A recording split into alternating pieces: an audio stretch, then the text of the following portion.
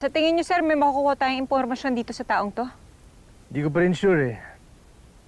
Pero sana makipag-cooperate. Sige, punta mo na. Bakit ako lang, sir? Well, based on experience, yung mga yan, kapag ka nakakakita ng mga polis, nagtatakbuhan. Kaya mabuti pa, dito na lang muna ako, just in case. Ang sabihin mo, sir, tinatamad ka lang kaya ginugulangan mo ko. Pwede ka naman maging honest, sabihin mo lang, okay lang naman sa akin. Just in case, just in case. Tanda na kasi. Hindi masyadong makalakad. Kakayuma na. Tao po! Tao po!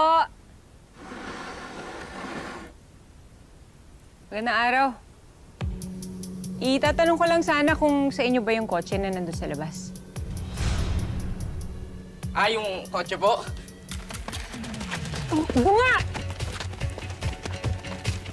Tatakas ka pa, ha? Gusto mo pa mahirapan, eh. Sabi ko sa'yo, Enriquez, eh. Just in case, di ba?